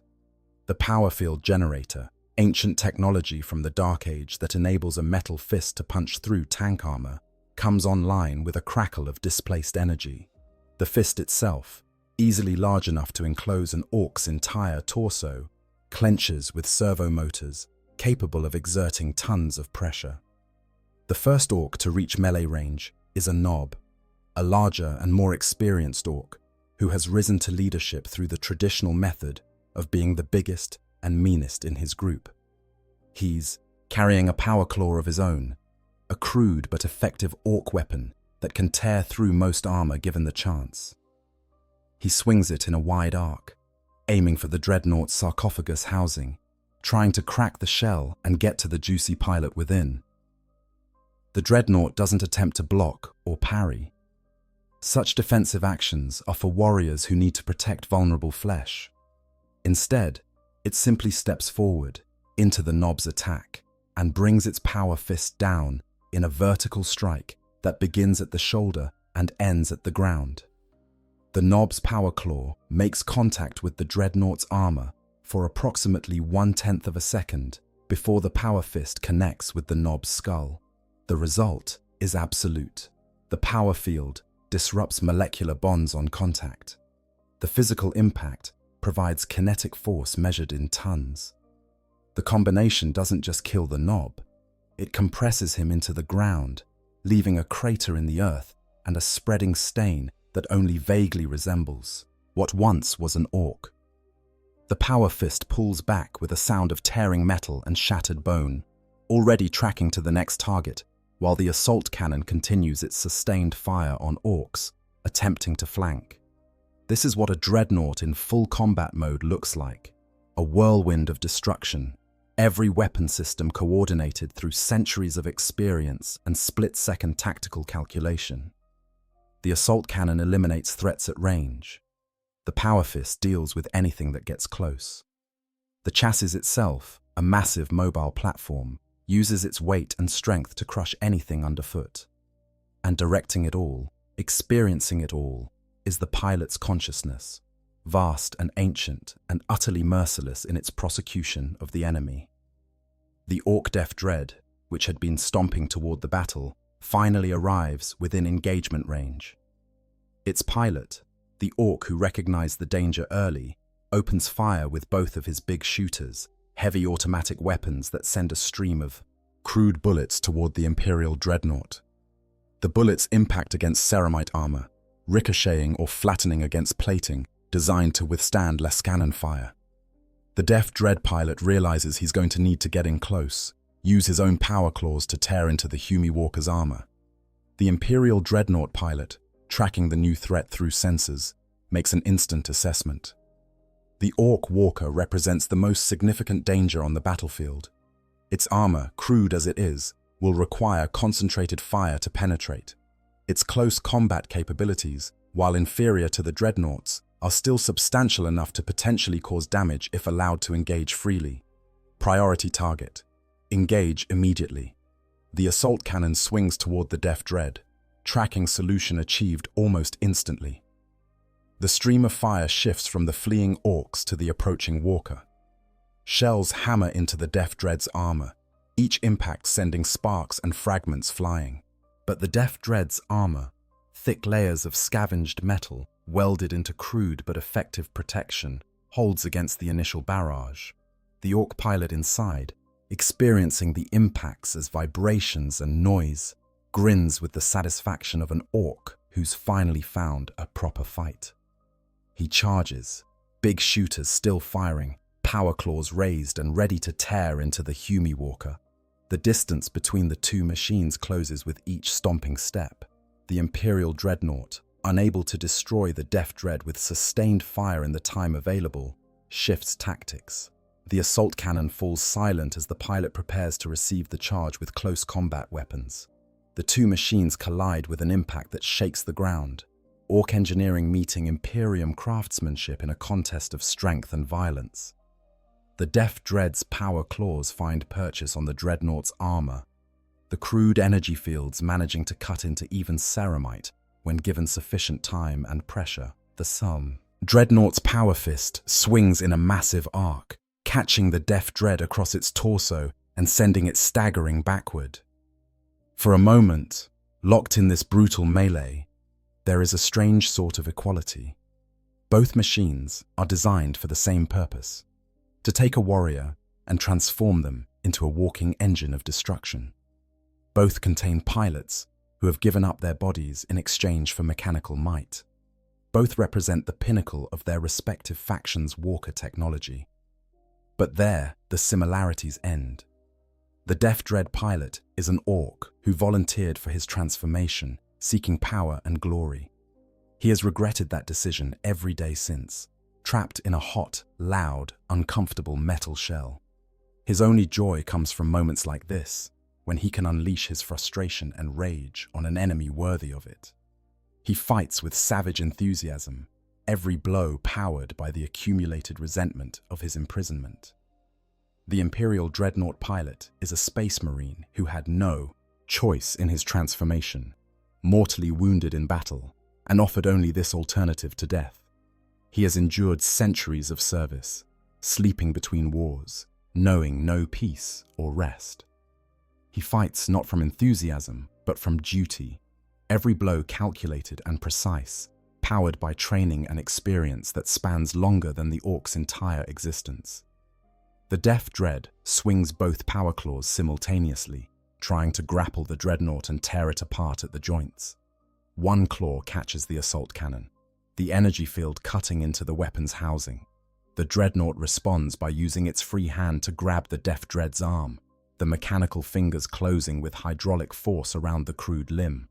Then, with a motion that seems almost casual in its efficiency, the Dreadnought tears the arm off. The Def Dread pilot screams, the sound transmitted through external speakers as a distorted roar of pain and fury. The loss of limb is not just mechanical damage. The neural interface means the pilot feels it as though his own arm has been severed. But rather than retreating, he does what Orks do. He attacks harder. The remaining power claw swings in desperate arcs, trying to find a vulnerable point, trying to inflict damage before the inevitable happens. The inevitable happens. The Dreadnought's power fist, no longer occupied with blocking, drives forward in a piston-like thrust that punches directly into the Death Dread's sarcophagus housing. The power field disrupts the metal, the physical impact breaks through crude armor, and then the fist is inside, reaching for the Ork pilot suspended in his amniotic chamber. There is a brief moment, subjectively eternal, when the two pilots can see each other. The Ork, through his cracked viewing port, sees the massive metal fist reaching in to end him. The Imperial Space Marine, through his targeting sensors, sees the Ork's face, the expression of fury and frustration and, perhaps, a strange sort of respect for an enemy who fought well, even in defeat. The power fist clenches. The Death Dread goes still. The Ork pilot's consciousness, brutally extracted from his life support systems, ends. The machine, without its pilot to operate it, falls to the ground with a crash that sends up a cloud of dust and debris. The Imperial Dreadnought steps back from the fallen walker, conducting a tactical assessment of the battlefield. All immediate threats eliminated. No additional contacts on sensors. Power reserves at 28% and continuing to fall. Ammunition depleted by 40%. Systems nominal, despite minor damage from the Death Dread's attacks. Mission status: survival achieved, but situation remains critical. The pilot, allowing himself a moment to process what has just occurred, experiences a complex mixture of emotions. Relief at survival, certainly. Grim satisfaction at the elimination of Xenos threats, but also a deep, aching awareness of the broader situation. He has won this battle, but the war for survival is far from over. The Orks will return, in greater numbers. The Dreadnought's power will continue to drain. There is no hope of rescue, no expectation of relief. There is only the continuation of duty until it becomes impossible to continue. Around the battlefield, the surviving Orks are regrouping at a safe distance. They've lost perhaps 20 of their number, including their big mech and the Death Dread pilot. By Ork standards, this is not a disaster. Orks die in battle all the time. That's how they measure a good fight. What they've gained, from their perspective, is information. They know now that the Humi Walker is functional, dangerous, and contains a pilot who really doesn't want to be looted. This information will spread through the Ork mob with characteristic speed. The story will be told and retold, each version more exaggerated than the last. The Humi Walker that killed 20 boys and a Death Dread. The sleeping giant that woke up and went crazy. The big walker with the really impressive shooty bits. And with each retelling, the desirability of claiming this prize will grow. Because Orks respect strength, and this walker has proven itself strong indeed. The war boss will hear about it. He'll want to see this Humi walker for himself, maybe claim it as a trophy, maybe mount it on the front of his wagon as a decoration. The mech boys will want another chance at understanding its technology, approaching more carefully this time, with more boys for support.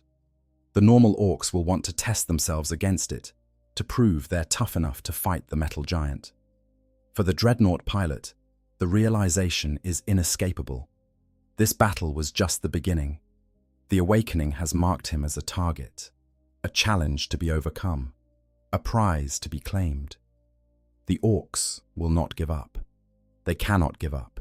It's not in their nature. They will keep coming, in larger numbers, better prepared, more determined. And the Dreadnought, with no way to recharge its power cells, no way to resupply ammunition, no way to repair the minor damage that will accumulate with each engagement, is on a countdown to inevitable defeat.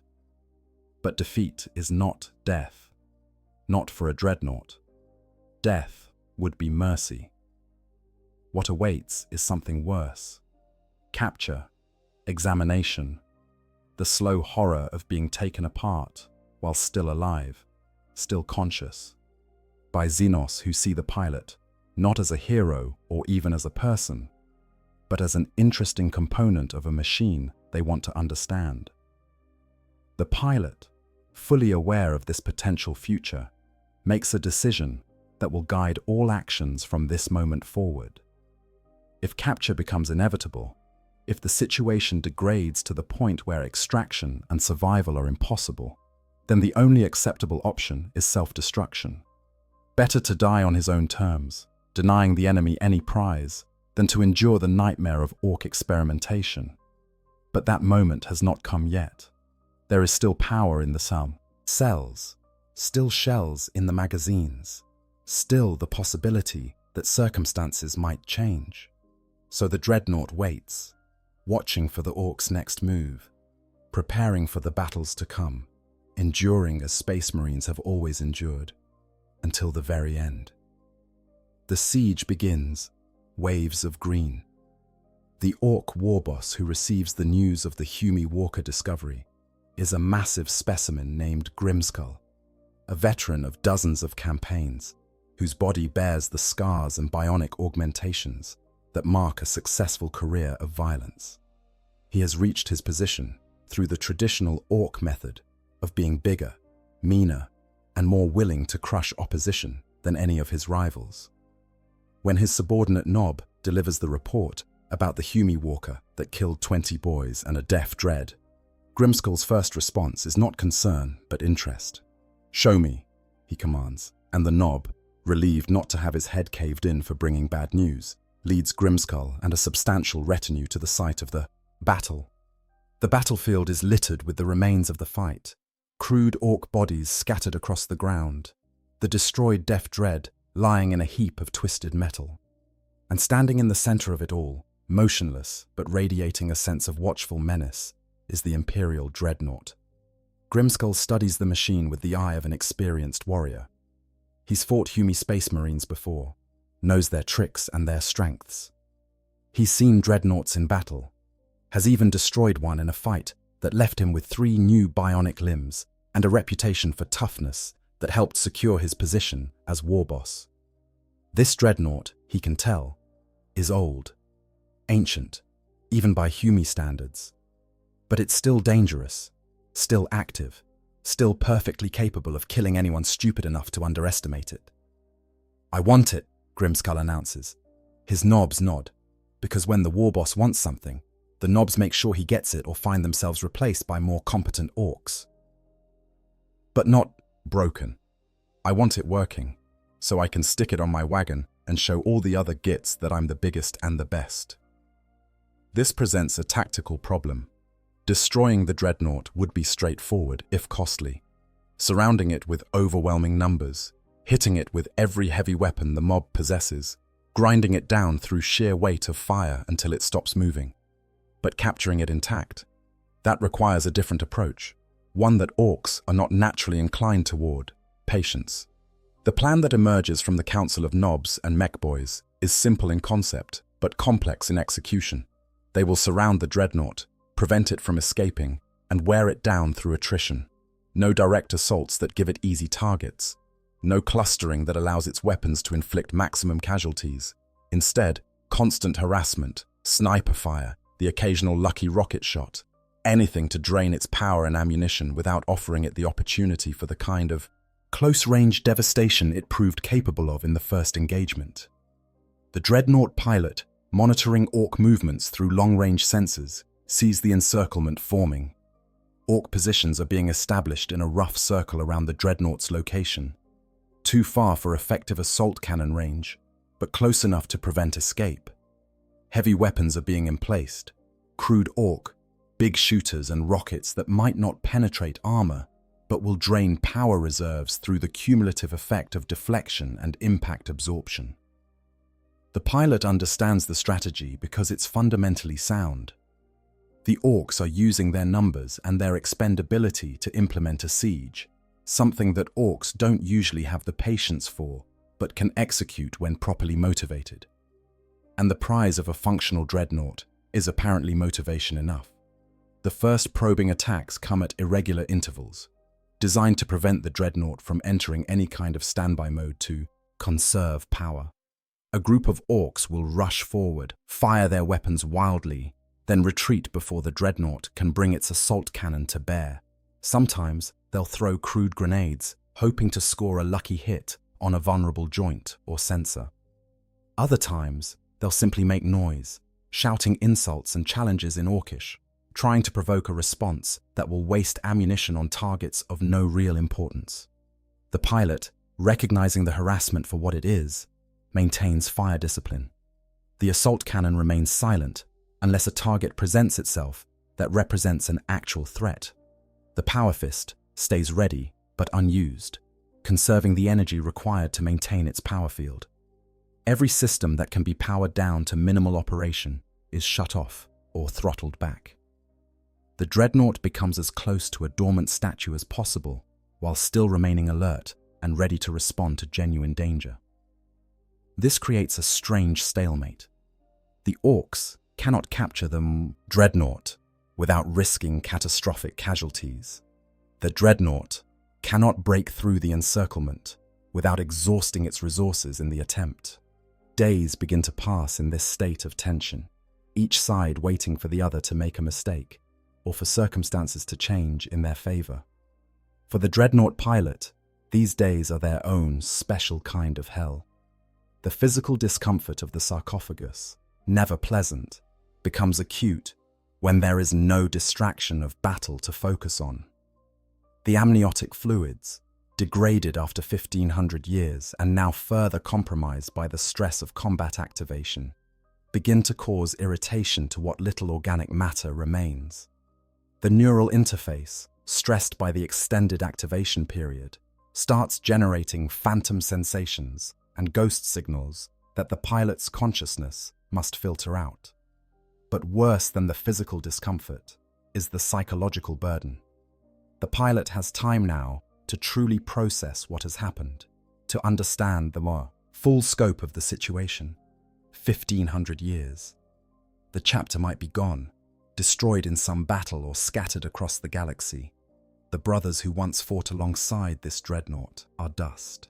The Imperium the pilot knew might have changed beyond recognition, and there is no one coming to help. No rescue, no extraction, no relief. There is only the slow degradation of systems and the inevitable moment when power or ammunition runs out, and the Orks finally get what they want. Memories surface, unbidden and unwelcome. The pilot remembers the face of the chapter master who ordered the interment into the Dreadnought chassis, the solemn ceremony, the promises that service would continue and that the pilot's wisdom and experience would guide future generations. How bitter those promises seem now, alone on a forgotten world, surrounded by Xenos, with no future beyond the next battle. There are protocols for this situation, somewhere in the training every Space Marine receives. Guidance on maintaining morale when cut off from support, on preserving the will to fight when hope seems lost, on finding meaning in duty even when the cause appears doomed. The pilot tries to recall those lessons, tries to apply them to the current situation. The Emperor protects. Honor demands service regardless of circumstance. To falter is to fail the chapter and the Imperium. But the protocols were written for Space Marines, not for Dreadnoughts. They assume a warrior in the prime of existence, not a consciousness that has endured centuries in a metal tomb. They assume companionship of battle brothers, not utter isolation. They assume a reasonable hope of eventual relief or death in glorious combat, not this slow siege designed to capture rather than kill. On the third day of the siege, the Orks try a new approach.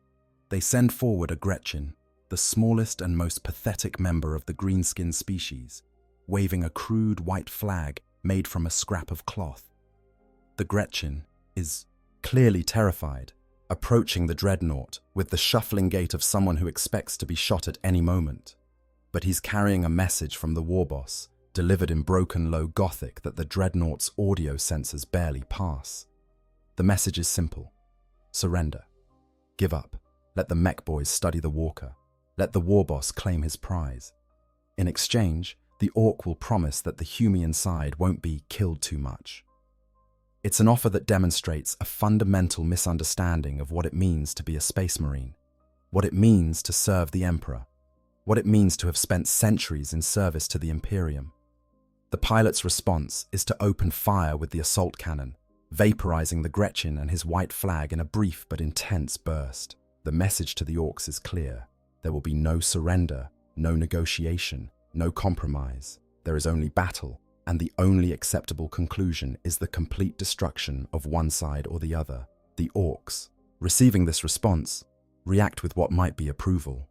They hadn't really expected the Humi to give up, would have been disappointed if it had. The refusal to surrender just makes the eventual capture more satisfying, proves that the prize is worth fighting for. The siege continues, the harassment increases, and the slow countdown to the Dreadnought's eventual exhaustion continues. The pilot, watching power reserves tick down hour by hour, makes calculations about how long the siege can be endured. At current consumption rates, full combat capability can be maintained for approximately 12 more days. After that, systems will need to be shut down to preserve enough power for life support and basic functions. Ammunition is less critical, with enough shells remaining for several more engagements like the first battle. But ammunition without power to operate the weapon systems is useless. A plan begins to form, born of desperation and tactical necessity. If defeat is inevitable, then the manner of that defeat can at least be chosen. If the Orks want a siege, then the siege will end on the Dreadnought's terms, not theirs. And if the end result is the same, regardless of the approach, then better to fall in a glorious last stand than to simply power down and wait to be dissected. The pilot begins preparing for a breakout attempt. Power is rerouted to essential systems only.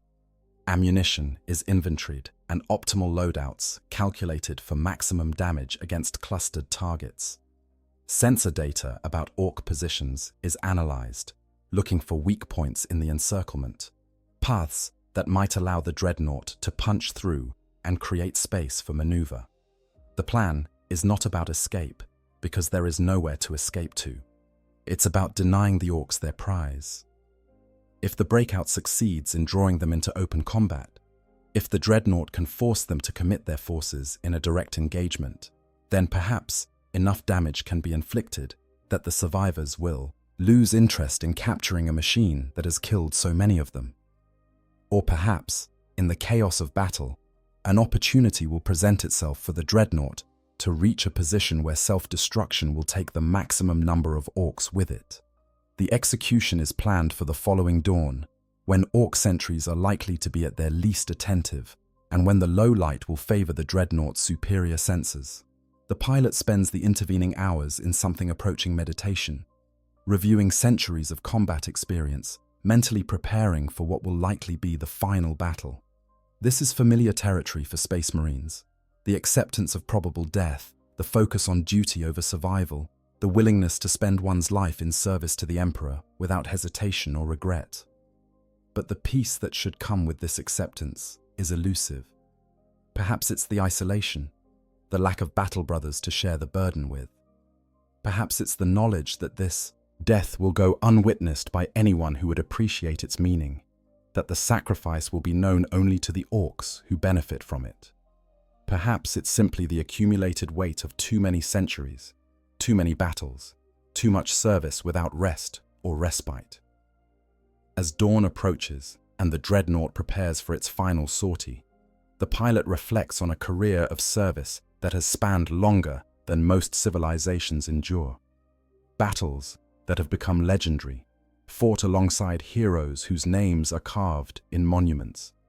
Victories that saved worlds, defeats that taught lessons at terrible cost.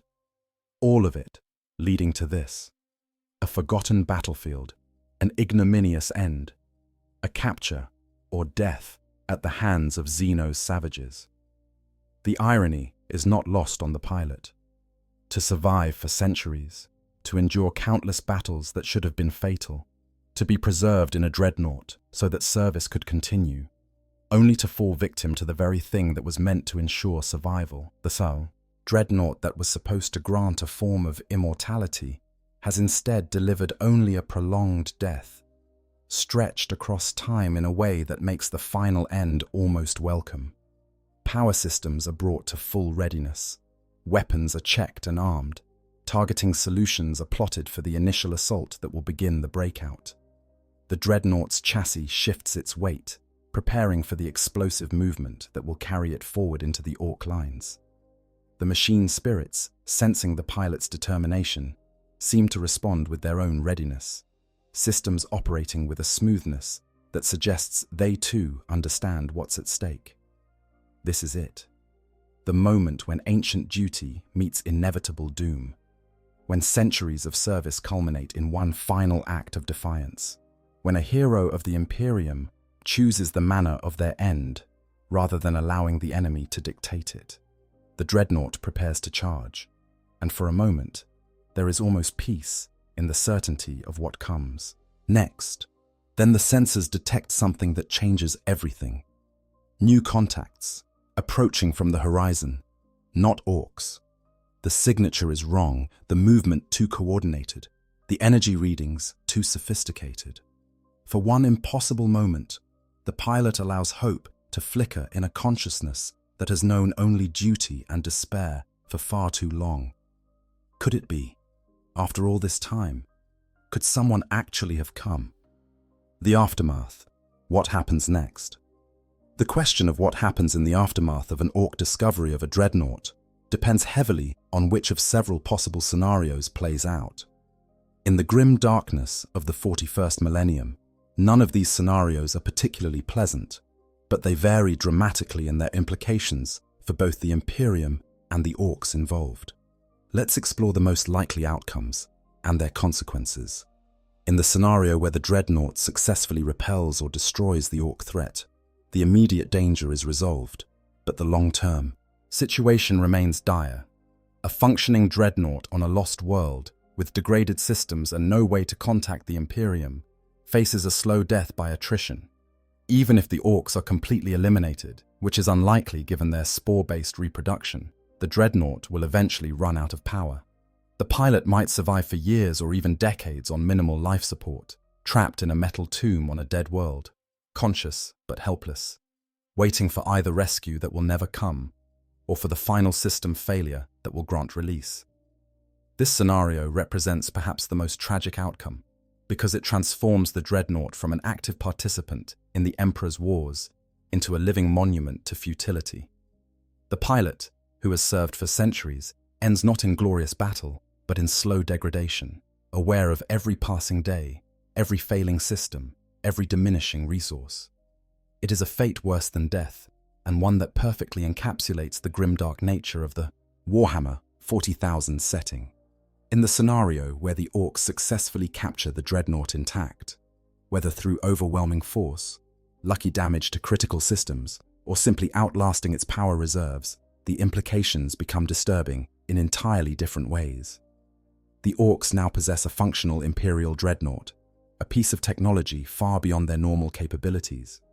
What they choose to do with it will depend largely on the cleverness and ambitions of their mech boys.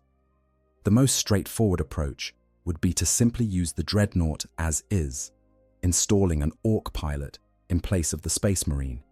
This presents immediate technical challenges, as the neural interface is specifically designed for Space Marine physiology and psychology. But Orks are nothing if not adaptable, and mech boys have demonstrated the ability to make wildly incompatible systems work through a combination of brute force modification and the reality-bending effects of the WH40 field. The result would be a horror show from the perspective of the Adeptus Mechanicus, a sacred war machine of the Emperor, defiled by Xenos occupation, its machine spirits tortured by the presence of Ork consciousness, where reverent human thought should dwell.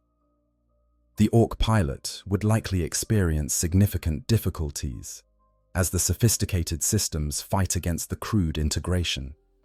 But eventually, through sheer bloody-minded determination and the unconscious psychic support of nearby Orks, it might actually work. Such a looted Dreadnought would become a terror on the battlefield, combining Imperial durability and firepower with Ork enthusiasm and disregard for safety. The mech boys would inevitably modify it, adding more weapons, more armor, more of everything that makes a machine Orky. The finished product would be a bastardized hybrid that works better than it should, and represents everything the Mechanicus fears about Xenos contamination of sacred technology. Alternatively, the mech boys might choose to study the Dreadnought rather than use it directly. This scenario is actually more frightening in its long-term implications. The Orks would disassemble the machine, examining its components, attempting to understand its principles.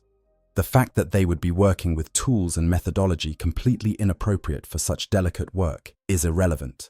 The WH field will compensate for their technical inadequacies, allowing insights that should be impossible given their crude approach. What they learn from this examination could revolutionize Ork walker technology. The sophisticated servo motors, the advanced armor layering techniques, the efficient power distribution systems, all of these could be incorporated into future Def Dreads. The result would be Ork walkers that are faster, tougher, and more dangerous than anything the Orks have produced before. And because Ork technology spreads through cultural transmission rather than formal documentation, these improvements would proliferate across the entire Ork race whenever different mobs encounter and loot from each other. But perhaps the most disturbing possibility is what happens to the Dreadnought pilot if captured alive. The Pain Boys, Ork surgeons whose understanding of biology is instinctive rather than learned, would be fascinated by the integration of flesh and machine. They would want to understand how the Humi stays alive in such a small amount of organic matter, how the neural connections work, how the consciousness interfaces with the machine. Their examination would be brutal, conducted without anesthesia or concern for the subject's comfort, motivated by curiosity rather than cruelty, but no less agonizing for that. The pilot would be kept alive because dead subjects are less interesting than living ones, maintained through whatever crude life support the Pain Boys can improvise. Days, weeks, possibly months of examination, each procedure more invasive than the last, each experiment pushing the boundaries of what can be done to a living being. This is the nightmare scenario that haunts every space marine who accepts interment in a dreadnought. Not death in battle, which is honorable and expected, but capture and desecration, the violation of both body and machine, the transformation of sacred service into obscene experiment. It is a fate that would make most warriors pray for death, except that death might be denied indefinitely by Ork medicine that keeps the subject alive through sheer bloody-minded refusal to let interesting things die. From the Imperium's perspective, any of these outcomes represents a tragedy of varying magnitudes. The loss of a dreadnought is always significant, each one being an irreplaceable artifact containing centuries of experience and wisdom. But the loss to Ork hands, whether through destruction, capture, or study, compounds the tragedy with the element of desecration. The machine spirits, loyal servants of the Omnissiah, subjected to Xenos interference. The pilot, a hero of the Imperium, reduced to a curiosity for savage aliens.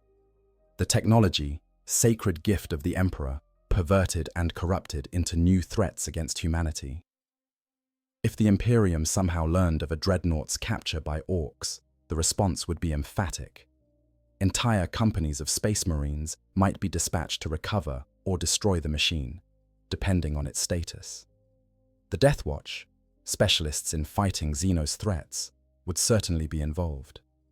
The operation would be classified at the highest levels, because the mere knowledge that such a thing could happen, that a dreadnought could fall into enemy hands, would be demoralizing to Imperial forces across multiple sectors. The recovery operation itself would be brutal and costly.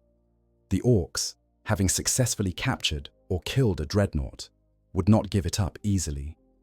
They would defend their prize with all the enthusiasm and violence that characterizes Ork combat. The site would become a major battlefield, with casualties measured in the thousands before the issue was resolved one way or another. If the dreadnought could be recovered intact, the relief would be profound, but the questions would be endless. How did it come to be lost for so long? Why were the protocols for regular activation not followed? What happened to the chapter that should have been maintaining it?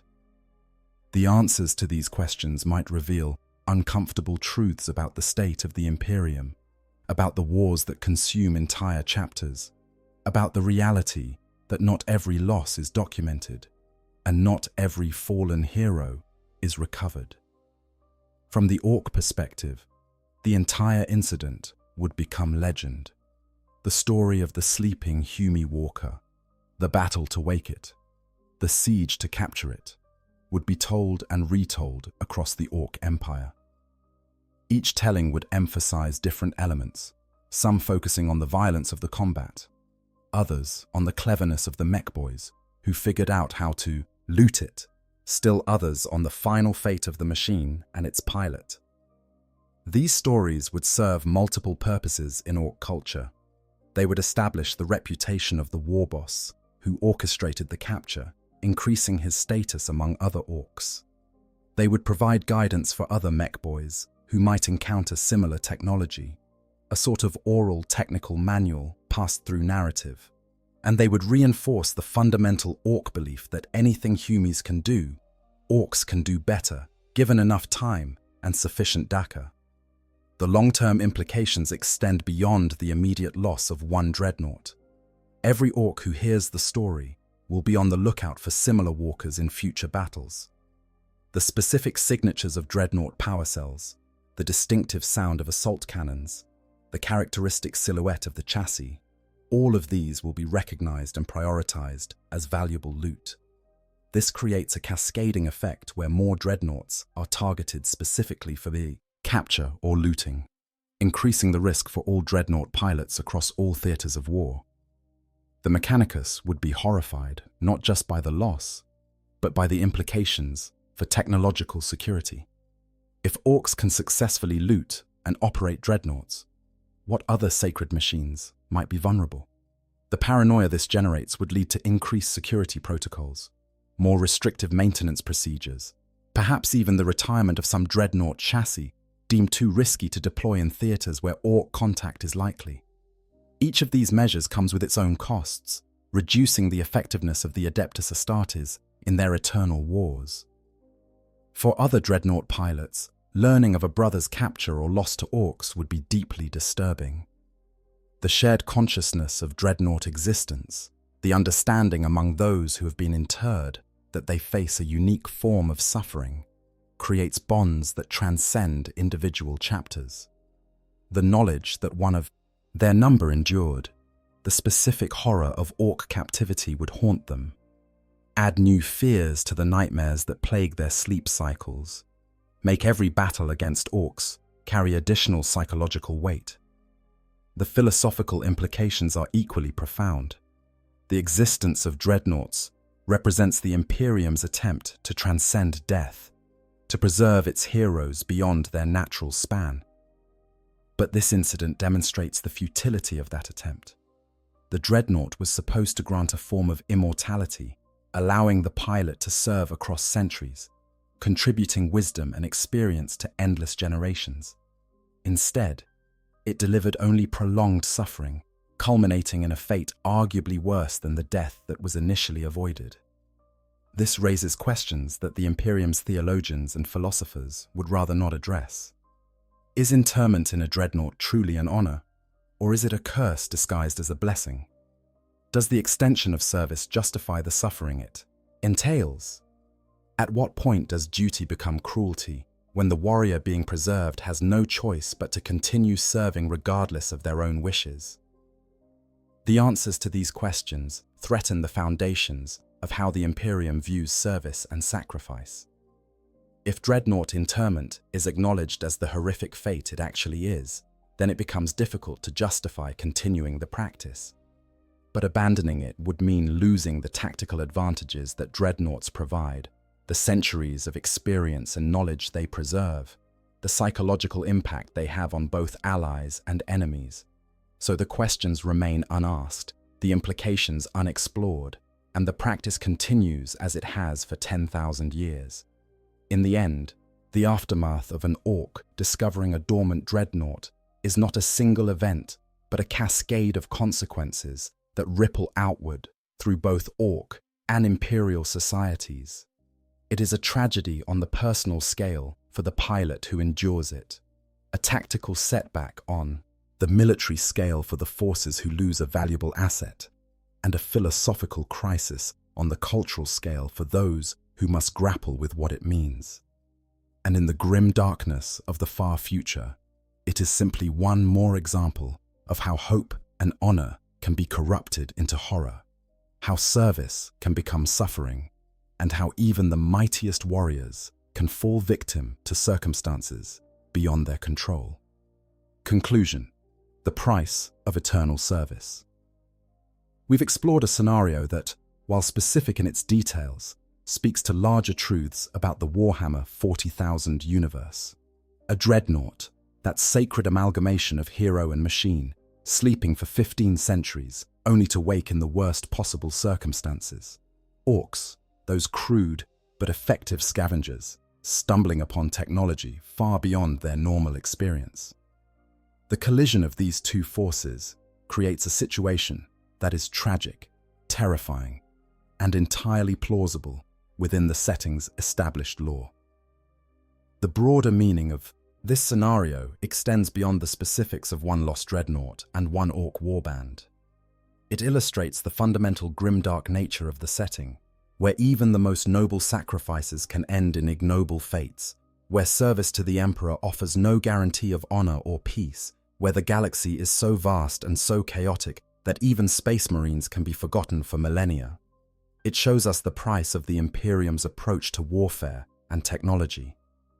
The decision to preserve heroes in Dreadnought chassis, to extend their service indefinitely, creates warriors of immense power and experience.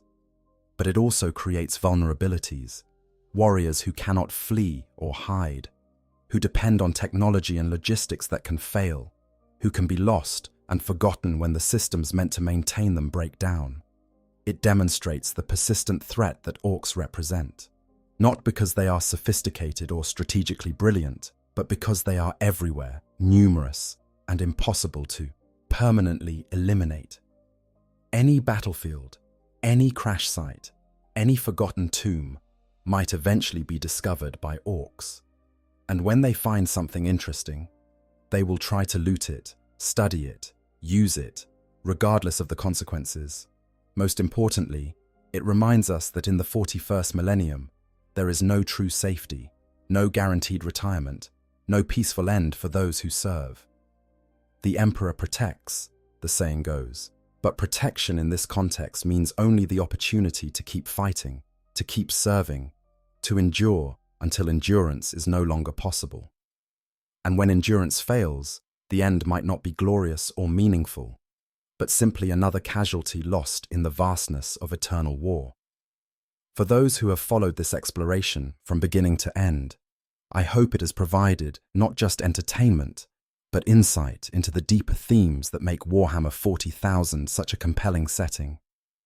The tragedy of the Dreadnought, the persistence of the Orks, the cruelty of circumstances that care nothing for honor or duty. All of these elements combine to create stories that resonate because they touch on fundamental questions about service, sacrifice, and the price we pay for the causes we serve. If you've enjoyed this deep dive into one of the grimdark possibilities of the 41st millennium, please like and subscribe.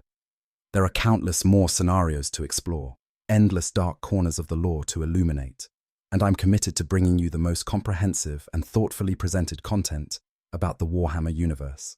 Your support makes this work possible and helps the channel continue to grow. Until next time, remember, in the grim darkness of the far future, there is only war. And in that war, even the mightiest can fall.